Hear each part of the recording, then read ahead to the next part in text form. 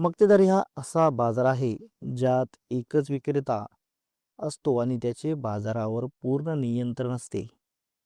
मक्तेदारीचे प्रकार: एक, खाजगी मक्तेदारी. खाजगी व्यक्ती किंवा संस्थेच्या मालकीची, उदाहरणार्थ खाजगी उद्योग समूह. 2, सार्वजनिक मक्तेदारी. सरकारच्या मालकीची व नियंत्रणाखालील, उदाहरणार्थ रेल्वे. 3, कायदेशीर मक्तेदारी. पेटंट, कॉपीराइट, बोधचिन्ह यामुळे निर्माण होते. 4, नैसर्गिक मक्तेदारी. नैसर्गिक परिस्थितीमुळे निर्माण होते, उदाहरणार्थ विशिष्ट पिके, प्रदेश. 5, साधी मक्तेदारी. सर्व ग्राहकांना एकच किंमत आकारली जाते.